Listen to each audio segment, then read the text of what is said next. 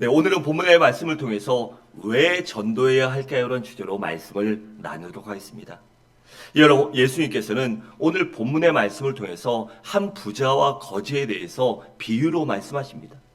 이 비유를 통해 돈과 명예와 권력만 좋아하던, 그리고 거룩해 차하며 예수님을 비웃고 핍박했던 그러한 바리새인들에게 어떻게 인생을 사는 것이 참으로 가치 있는 것인가를 그렇게 보여주고 계십니다.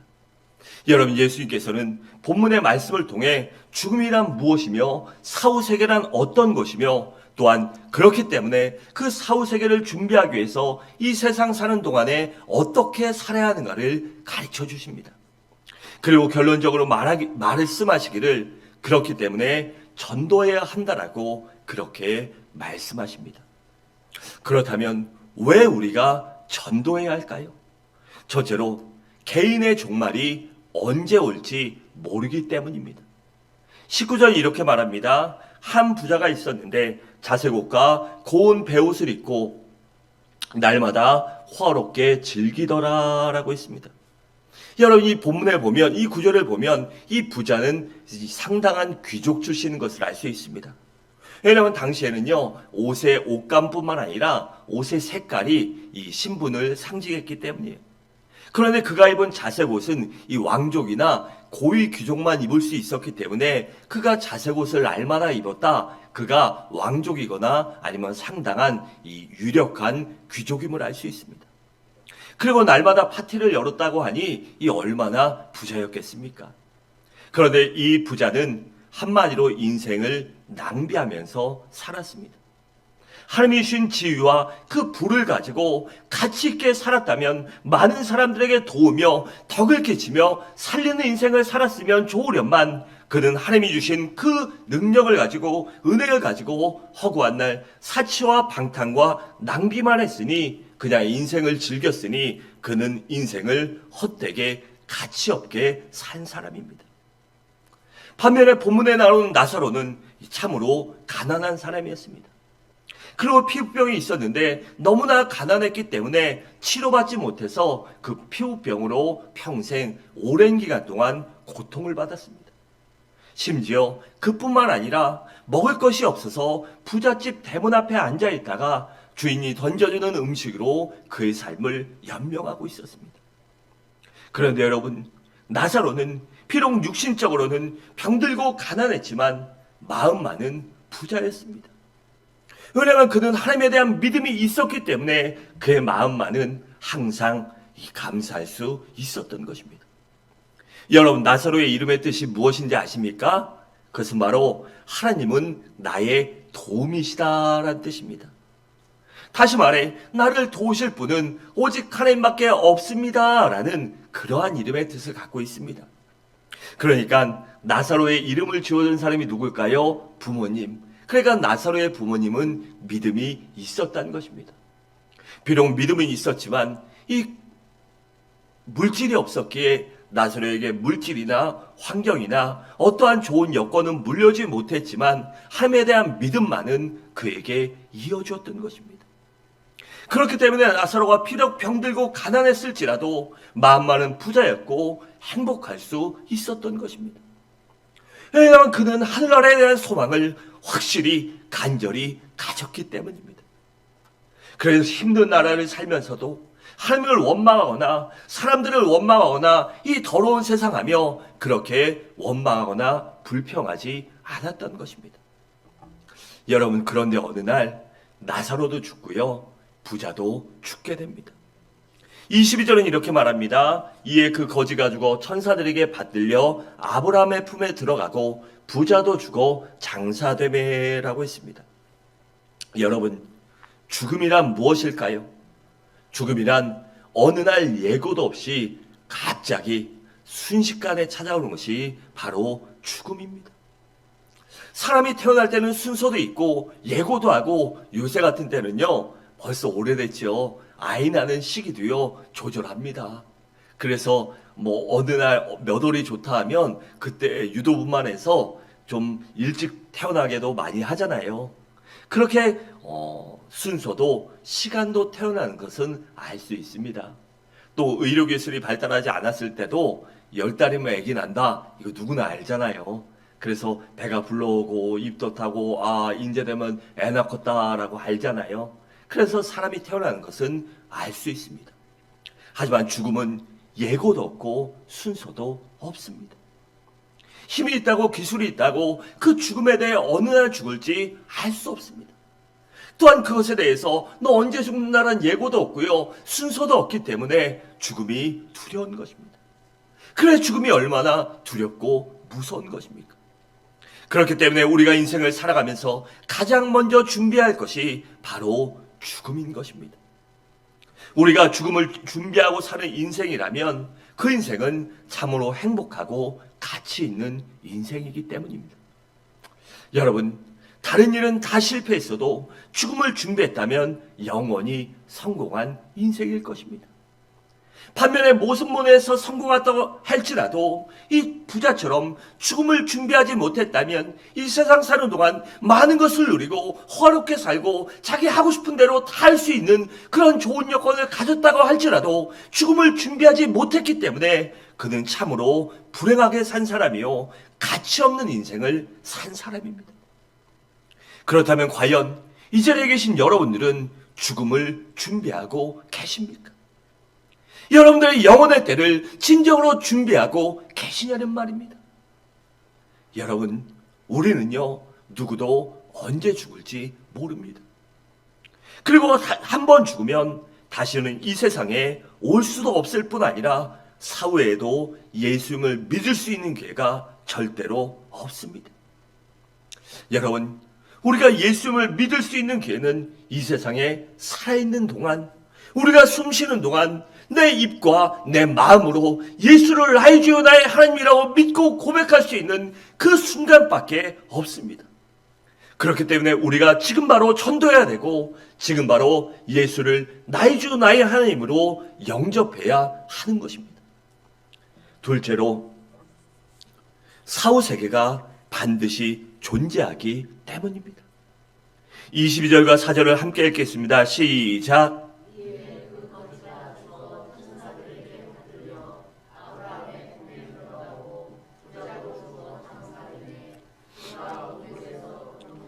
눈을 들어 멀리 아브라함과 그의 품에 있는 나사로를 보고 불러 이르되 아버지 아브라함이여 나를 긍휼히 여기사 나사로를 보내어 그 손가락 끝에 물을 찍어 내 혀를 서늘하게 하소서. 내가 이 불꽃 가운데서 괴로워하나이다. 아멘. 여러분, 죽음이란 무엇일까요? 죽음이란 바로 우리의 영혼이 육신의 장막을 벗어나는 것을 말합니다. 그러니까 육신은 우리의 껍데기에 불과하고 우리의 영혼이 진정한 나의 주인인 것이에요. 그런데 우리의 영혼은요, 육신처럼 없어지는 것이 아니라 영원 불변하는 존재이기 때문에 육신의 장막을 벗어나는 순간 영원한 영적인 세계로 들어가게 됩니다. 그 영원한 세계는 영적인 아브라함의 품과 이 음부 두 곳밖에 없습니다. 여기서 아브라함의 품이란 천국을 말하며 낙원을 말합니다. 또한 음부란 쉽게 얘기해서 지옥을 말합니다. 여러분, 우리가 죽은 후에 우리의 영혼이 원기가 되어 공중을 절대로 떠돌아다니지 않습니다. 그래서 우리의 가족이나 아니면 누가 어떤 귀신이 그 조상이 내게 하고 그 말도 안 되는 소리입니다. 이런 성경은 반드시 죽으면 천국과 지옥 두 곳 중에 한 곳에 간다고 말씀하기 때문이에요. 그러면 그렇게 우리에게 나타나고 때로는 무당에게 나타나는 그러한 신령님 누굴까요? 바로 원수 사단 마귀의 이 졸개인 귀신들입니다. 그 악한 영들이 사람들을 미혹하기 위해서 그렇게 우리의 아는 사람의 모습으로 나타나는 것이에요. 그래서 우리의 영혼은요, 반드시 나사로가 간 아브라함의 품, 즉 낙원이나 천국에 가거나 부자가 간 음부, 즉 지옥에 가게 되어 있습니다. 그런데 문제는요, 중요한 것은 우리가 죽은 후에도 분명한 의식을 갖고 있다는 것입니다. 우리가 죽고 나서 우리의 의식이 없다면 어떻겠습니까? 아픈지 뭐한지 힘든지 고통스러운지 모르잖아요. 그런데 분명한 의식이 있기 때문에 이 죽음이 어려운 것이고 또한 우리가 반드시 준비해야 하는 것입니다. 분명한 의식이 있기 때문에 이 부자는 나사로가 있는 곳을 볼 수 있었습니다. 또한 고통도 느낄 수 있었던 것이에요. 여러분, 이 부자가 들어간 음부가 어떤 곳인지 아십니까? 그것은 너무나도 고통스러운 곳입니다. 그리고 불꽃 가운데 영원히 고통당하는 곳이에요. 그런데 죽을 수도 없고 피할 수도 없고 쉴 수도 없는 곳이 바로 이 음부 지옥입니다. 그러니까 영원토록 밤낮 고통 속에 울부짖는 곳이 바로 지옥인 것이에요. 게다가 물도 없어서 불꽃 가운데 목이 마르고 목이 타서 죽을 것 같아도요, 여러분, 물 한 모금 마실 수 없으니 얼마나 고통스럽겠습니까? 제가 설교할 때 물을 마시는 이유 아십니까? 특별히 이 겨울에는 히터 틀잖아요. 그러면 여기가요, 원래 뜨거운 공기가 위로 가잖아요. 근데 제가 여러분들보다 상당히 위에 있잖아요. 그러니까 여러분의 온도와 저의 온도는요, 한 2도 차이가 나요. 그리고 좀 이렇게 앞으로 집중되기 때문에 여기 열나는 기기들이 많아서 조금 더 더워요. 그러니까 건조하고 이러면 자꾸 말을 하다 보면 입이 말라서 목이 막 아프고 입이 막 달라붙어요. 그래서 물을 마시거든요. 또 여름에는 에어컨 바람을 직접 쐬면 이게 팍 들어오면요, 가끔씩 선풍기 바람이나 할 때가 있어요. 그 킥킥거릴 때도 있잖아요. 여러분, 그럴 때요, 물 한 모금 마시면 해결됩니다. 그런데 그럼에도 불구하고 물을 못 마시고 계속 그 고통이 지속되니 얼마나 힘들고 아프겠습니까? 그러니 이곳이 얼마나 비극적인 곳입니까? 여러분, 과연 이러한 곳에 여러분들의 가족이나 친척이나 이웃이나 사랑하는 사람들이 가면 되겠습니까? 그렇기 때문에 우리가 전도해야 하는 것입니다. 반면에 나사로를 보세요. 나사로는 낙원에서 안식을 누리고 있습니다. 25절은 이렇게 말합니다. 아브라함이 이르되 너는 살았을 때의 좋은 것을 받았고 나사로는 고난을 받았으니 이것을 기억하라. 이제 그는 여기서 위로를 받고 너는 괴로움을 받느니라 라고 했습니다. 여러분, 이 말씀이 부자에게는 참 힘든 말씀이죠. 그런데 나사로에게는 얼마나 위로가 되겠습니까? 너는 살아서 고통받았지만, 고통받고 어려웠지만 그래도 믿음을 지켰기 때문에, 천국에 대한 소망을 가졌기 때문에 이제는 이곳에서 영원한 안식을 누려라 라고 말씀하시니 얼마나 위로가 되겠습니까?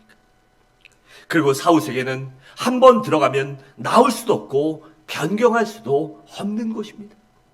26절은 이렇게 말합니다. 그뿐 아니라 너희와 우리 사이에 큰 구렁텅이가 놓여 있어 여기서 너에게 건너가고자 하되 갈 수 없고 거기서 우리에게 건너올 수도 없게 하였느니라 라고 했습니다.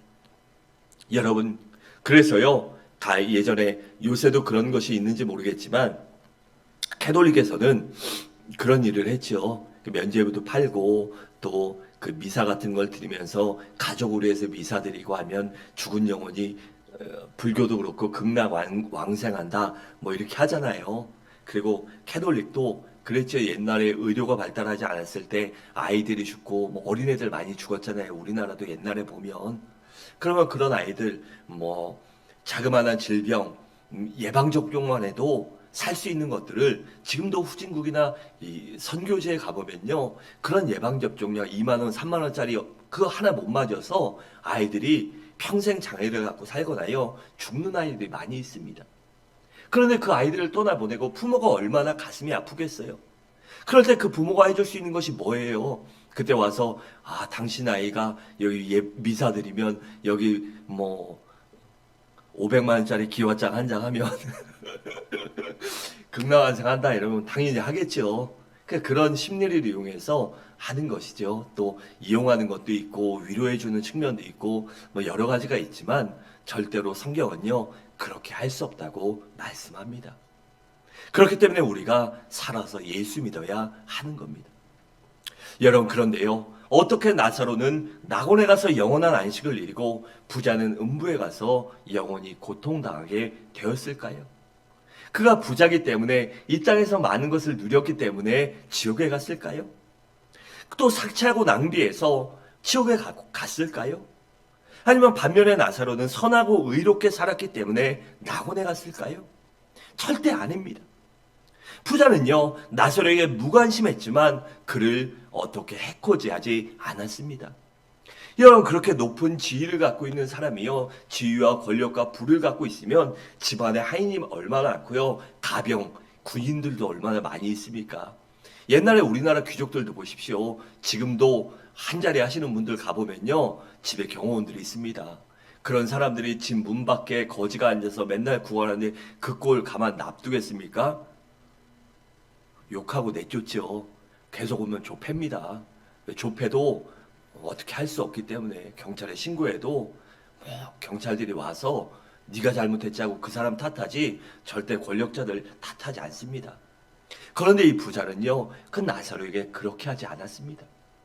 오히려 연회에 남는 음식 버리는데 그거 줬다라고 말할 수 있지만 그래도 불구하고 그 남은 것이라도 그에게 줬습니다.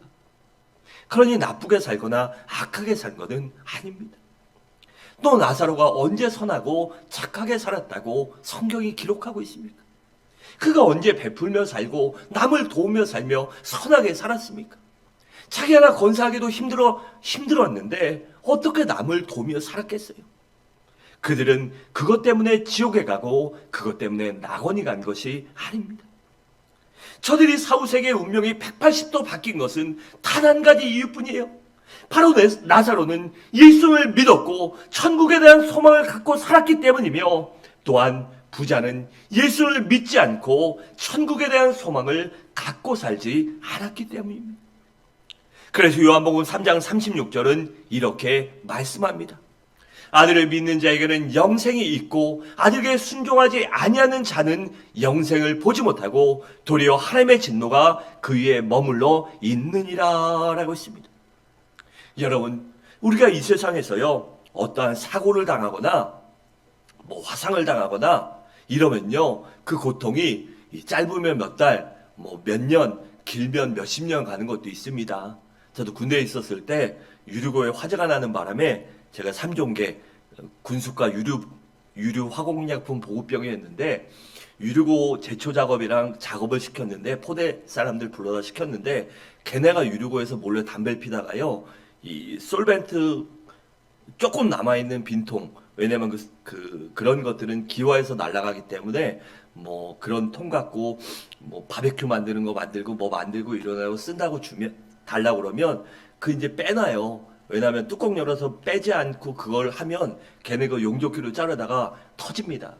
그래서 막 그게 뻥 날아가서 다치기 때문에 미리 빼놔요. 그래서 제가 빼서 확인되고 하면 이걸 주는데, 솔벤트가 좀 남아있는데 저희 부대는 제가 일을 잘해서 기름이 남아 돌았거든요. 그래서 남아 돌았어요. 1년에 경유는 한 5, 6만 리터, 한 6, 7만 리터 남고, 휘발유는 한 5천에서 8천 리터 정도 남았던 것 같아요. 10,000리터 이상. 그래서 불법도 많이 저질렀죠. 판 건 아니고 막사 따뜻하게 하고 간부들 숙소에 공짜로 대주고, 대대장 관사에 기름 대주면 안 되는데 공짜로 계속 대주고, 자가용들에도 넣어주고, 관례였으니까 그런 일을 했어요. 부끄럽지만.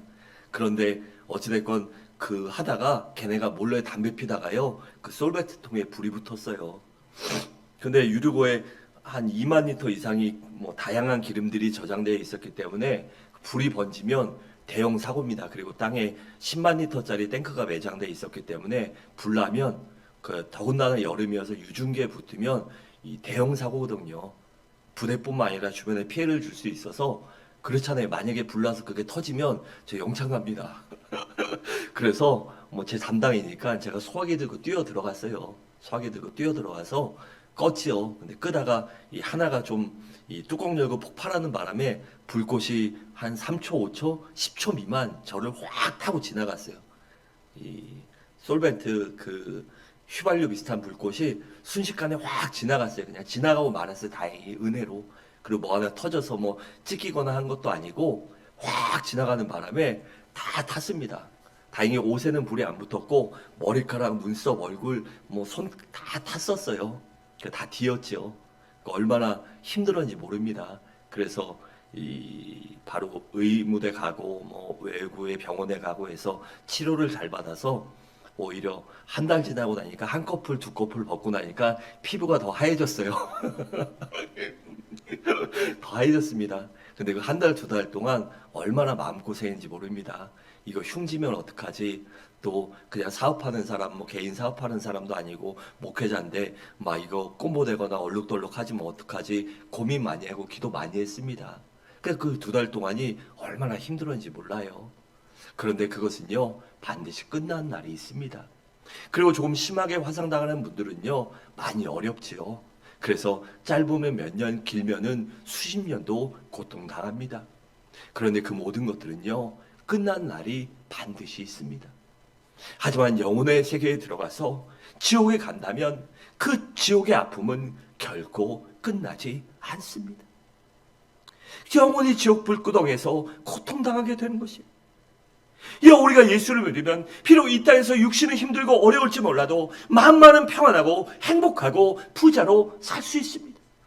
그리고 사후에 나사로처럼 낙원에 가서 주님과 함께 영원한 안식을 누리며 기쁨을 누리며 영원히 살아갈 수 있어요. 그러므로 지금 우리 모두 예수 그리스도를 나의 주 나의 하나님으로 믿으시기 바랍니다. 그리고 또한 나의 이웃과 나의 가족과 나의 친지들에게 지금 당장 예수 그리스도를 전도하시기 바랍니다.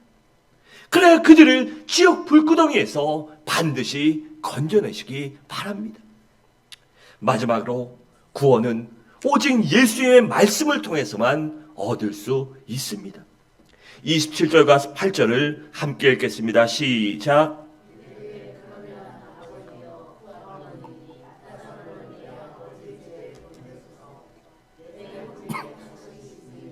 그들에게 증언하게 하여 그들로 이 고통받는 곳에 오지 않게 하소서. 아멘. 여러분, 그러니까 음부에서 고통당하던 이 부자가요, 아브라함에게 간절히 청원을 했던 것이에요. 그러니까 나는 이제 어쩔 수 없이 이곳에 왔습니다.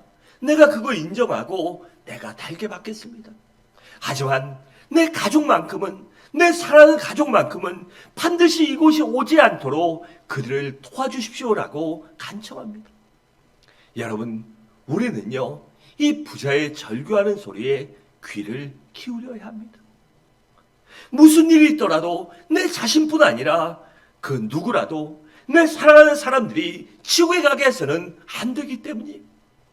그러기 위해서는 꼭 예수 그리스도를 믿어야만 합니다.